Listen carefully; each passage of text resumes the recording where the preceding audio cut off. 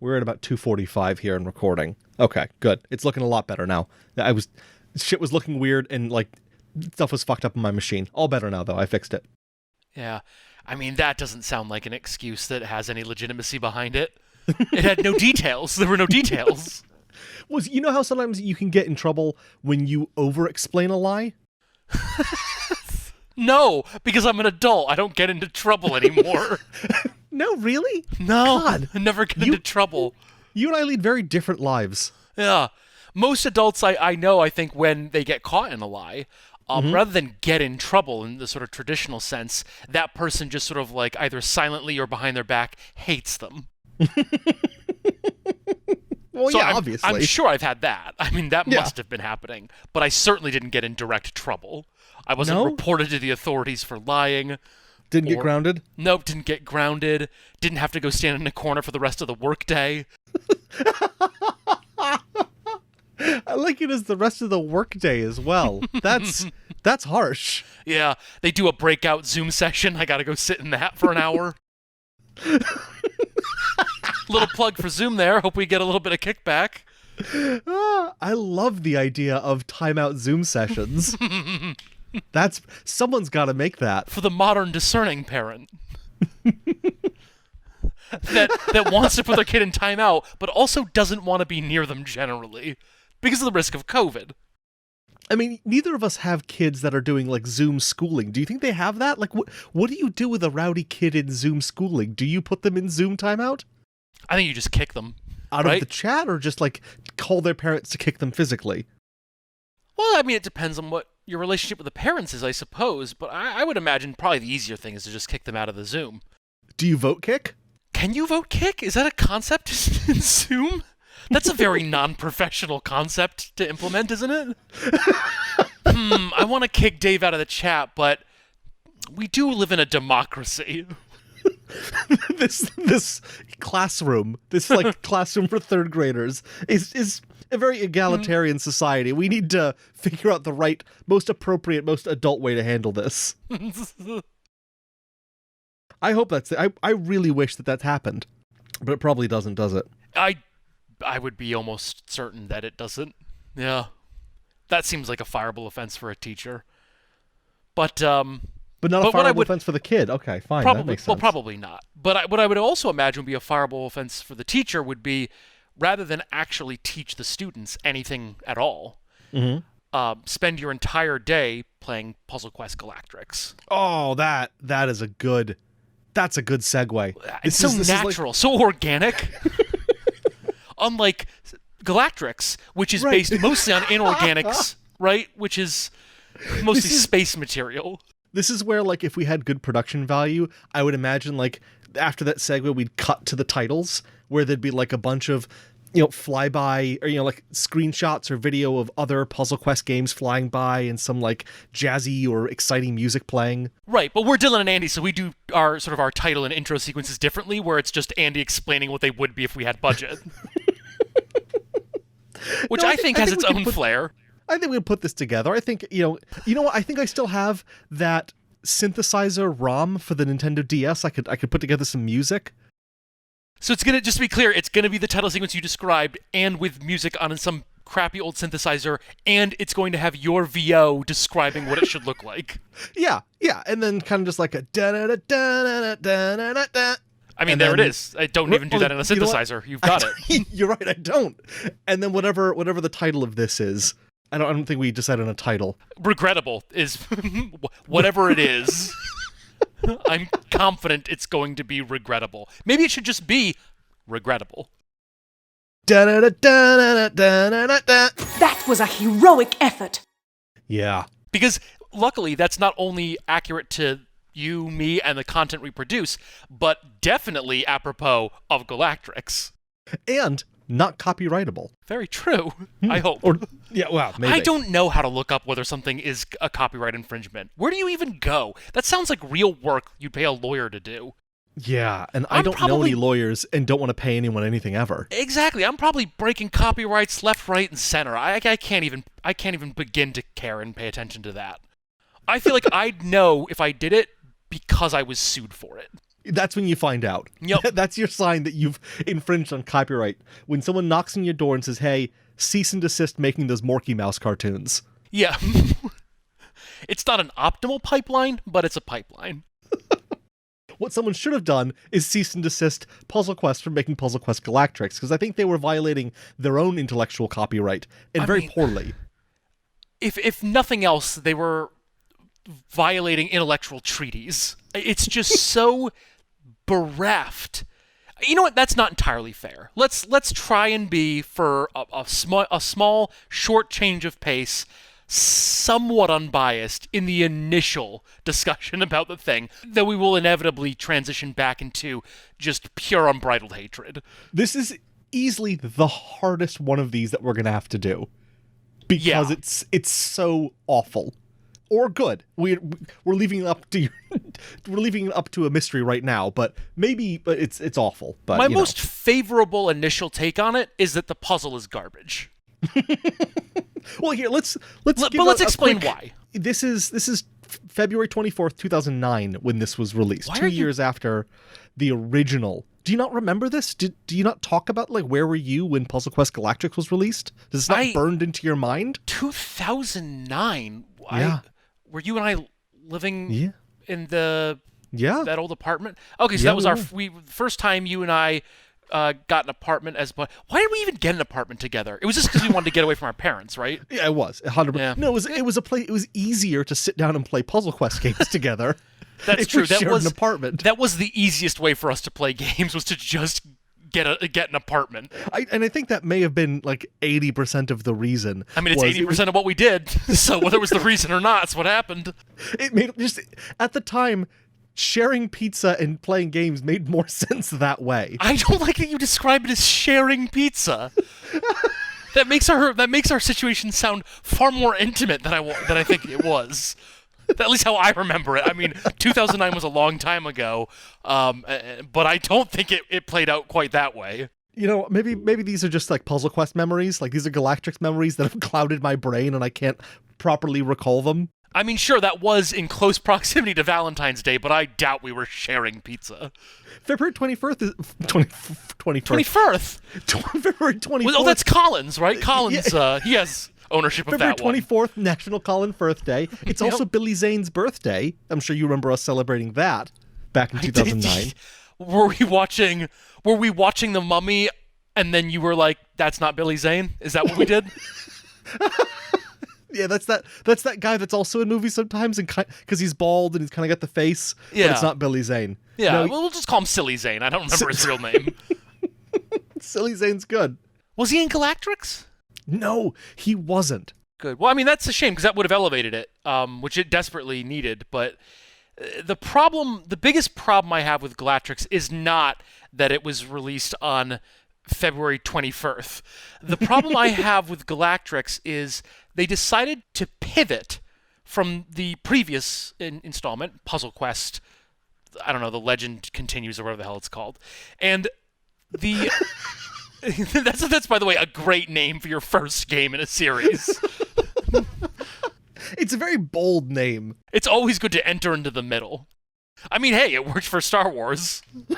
So the problem I have with it is not pivoting to space as a theme, that's fine.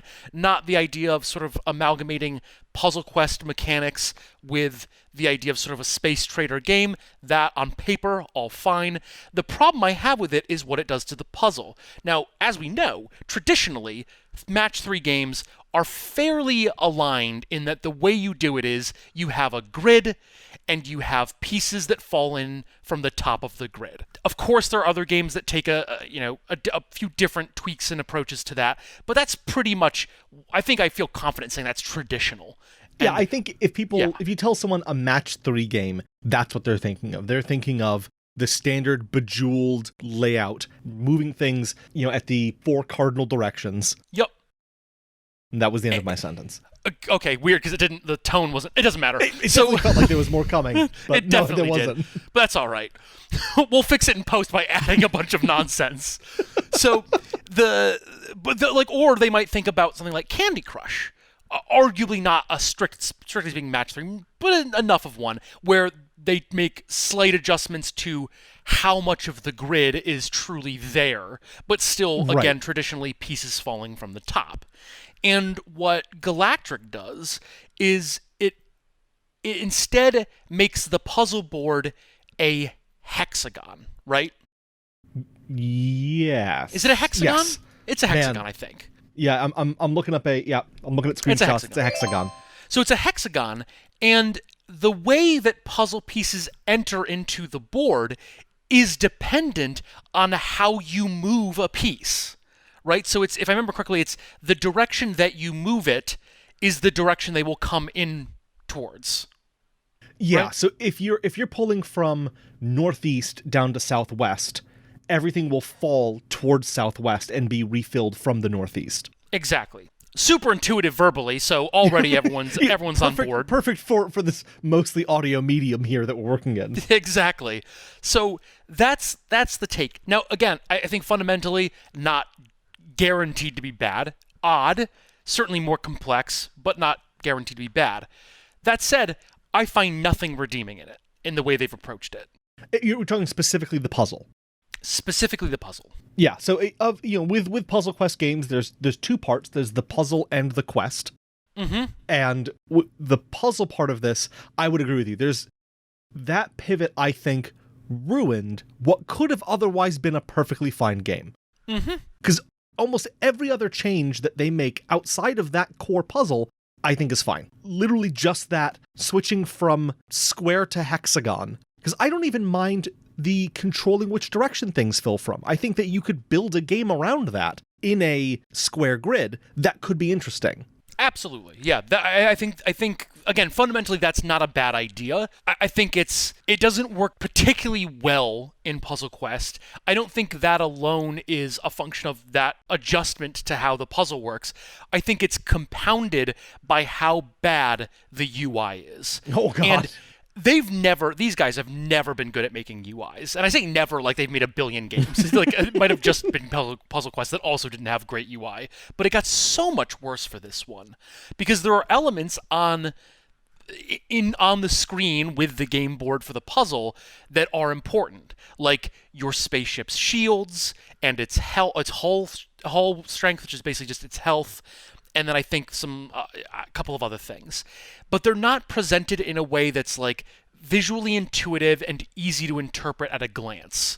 Like you kind of have to like look at it and pay attention to it independently. And those are things that should be immediately interpretable on your periphery, right? Like I should, out of the corner of my eye, get a sense of where I am in terms of health and shield strength and all that nonsense. And you can't, and part of it's just because the UI is so bad. It's using like small slivers that are difficult to try and count. I feel like I have to like touch my screen to count up the amount of slivers of shield that I have. It's bad. Which, in comparison to the first game in the series, Puzzle Quest Challenge of the Warlord, where they just had a horizontal bar with numbers or a vertical bar with numbers that tell you both your current amount and the maximum, made so much more sense. It's so much easier to understand. Yeah, it's not as sexy in that kind of mid to late 2000s idea of what sci-fi should look like, but it's everything about that layout is, and if you actually look at the screen, there's so much wasted real estate. Oh yeah, it's a hideous aesthetic filled with visual noise. It's only slightly better. I don't know if you remember playing it on or ever played it on the DS. It's slightly better on the DS because the Nintendo DS. The Nintendo DS, yeah. To give it its Christian name. As we're not on speaking terms. Right, of course. The Nintendo DS, as opposed to like the Dreamcast slider. Yeah. I also didn't want people to get confused with data science. Oh, yeah. Yes. No, if you took a data science class against Galactrix, throw that out. We're not talking about it. You wasted your money. Yep.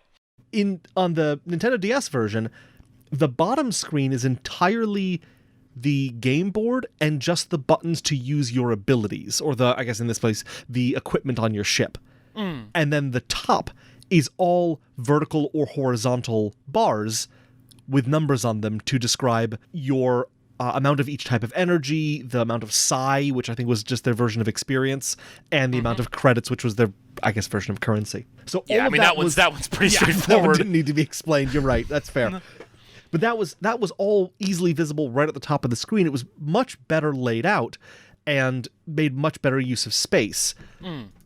Still not great, still not a fun game, but at least on one device they were able to make it look okay. And we're not here just to exclusively bash the crap out of a game from over a decade ago for no reason. So I think we can at least pretend to have done our due diligence here and talk about some of the things that it didn't do terribly, right? Like, I'll give for instance, it's only fair, sort of once again, good use of applying the puzzle mechanic broadly across a bunch of different game needs. So they use the puzzle, of course, for the fighting. Obviously, that's what we've been discussing mostly. But they also use it for mining, for crafting, and for hacking, right?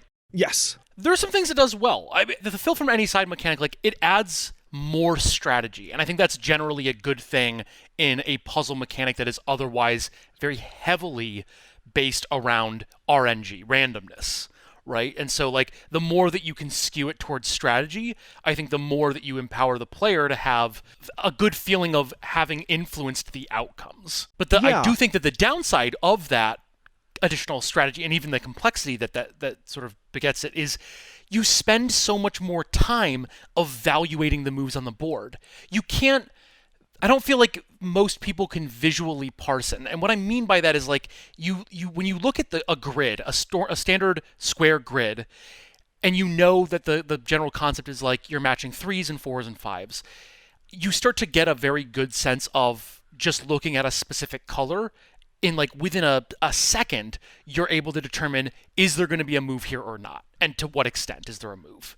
And that's really powerful for, like, keeping the pace of you playing the puzzle at the right sort of velocity, whereas with Galactrix, you are just staring at that thing, wondering when your brain is going to finally die. Every match you play, you're like, is this the one where it starts, like, I start getting it intuitively? No. And it never is. No, never. It's always a complicated evaluation that takes a while, if you want to try and play it well at all, and you're just sitting there staring like, okay, but if I move that, but then I have to be moving it from this direction down, and then that cascades, but that cascade's going to cause this cascade, and it's just too much. Because you're basically, like, 6xing the complexity, because now you have to think about all the different possible cardinal directions that it can come in from. And I think that one of the things that this has in a standard square-based grid, where everything comes in from the top, as you play, you kind of end up with worse stuff in the bottom couple of rows, because that's where you have the least amount of new things coming in. It takes a while for things to filter down there. Yep. In this, because it can come in from all sides, and it's always coming from the out in, the entire, like, middle third of this hexagon becomes dead. And it becomes very difficult, and it's very noticeable in the mining minigame, where you very quickly have nothing in the middle. There's, like, 15 squares or 15 hexes in the middle that are just blank now, because you've used up everything in the middle, and there's effectively no way to get things in there. You can't pull things across. You're just working on the outside surface of that puzzle again, those outside couple of rows. Yeah. And you'll never pull anything through into the middle. So, especially in a battle, it becomes way more reliant on, did something good come in on the outside rows, and you and your opponent just bouncing off each other with whatever their version of skulls is here, these little black and red space bombs. mines? These space mines, I guess, yeah. But you and them just riffing off of the space mines that come in on those outer things. There's not ever anything in the middle, really. Right. You're absolutely right. That does become a dead zone, and that's not fun. Yeah, and that's like a third of the board. A third to half of the board is dead, and occasionally you can pull something through there, but you have to really think about it. And as you said, it's not intuitive. It's really awkward to try and pull anything through in this hex. All of this would have worked better if it was on a standard square grid. Exactly. Because you limit it down to 4x, and also that is just more intuitive for people to understand how those things are going to kind of fall in and clear. And it makes it so much simpler across so many different dimensions that I feel like we've belabored it at this point. Actually, one thing I do want to mention, because we had talked about, or I mentioned the difference in the layouts on different platforms. The DS version of this, I'd recommend you go take a look at screenshots, or I'll put one up here when editing this, but also do it yourself, That's weird. That's weird that you would do it for them and insist they do it themselves. Well, because maybe I made the screenshot up. Do your own independent research. Do your own due diligence. Yeah. This is important stuff, folks. Don't just take my word for it. Go to your local library and look up Galactrix. Andy does frequently Photoshop old DS screenshots in order to gaslight people into how games used to look. On the DS, though, black space, the black lines and spacing between the tiles is almost non-existent. So it's a lot easier to see matches than it is on PC. Everything is just tighter together, and I don't know why they put that much space on the PC version. Makes it look horrible, and it makes everything look darker. It's a much darker looking game than the first one. Maybe it was a pun about negative space. Oh, that's good. That's the best thing to do in any game, is make puns. Make visual puns. I think we've kind of nailed down that the puzzle is bad. What did you think of the quest? I don't really remember. I got so distracted by how much I hate jump gate hacking. Yep. Initially fun, right? They introduce this idea that you're going to hack the jump gate, but then it dawns on you as you start to kind of progress through the game how often you have to hack jump gates. Oh, it's so often. It's all the time. It's like, if for those of you who are maybe more familiar with the games like Space Trader, imagine that every time you want to go somewhere, you have to do a mini game. And if you remember what we said earlier, and it's been a while, so I'll reiterate, the mini game's not fun. It's not fun, and more importantly, it's not fast. Oh my god, we didn't even talk about that. How slow the movement of the tiles is. Mm-hmm. Oh god. I mean, that's arguably nitpicking for something that is otherwise not good to begin with. No, I think it's huge. It is a huge part of why this puzzle feels so bad. Every movement, not only is the animation of you moving one tile to another space slow, but then the animation of all of the other tiles sliding in is slow. It is, yeah. I would bet, and I've done no research on this, and I will cut this segment Great start. out. I will cut this segment out if I'm wrong. Why don't you just cut out the part where you said you didn't do your research? No, because everyone knows. Everyone knows I didn't do my research. No, if I had said I've researched this extensively, no, you didn't. Well, that's true. I would. Then bet you'd be in trouble. That it is almost 50% slower than a similarly sized match in Puzzle Quest 1. Could be. Could be. I might even research this.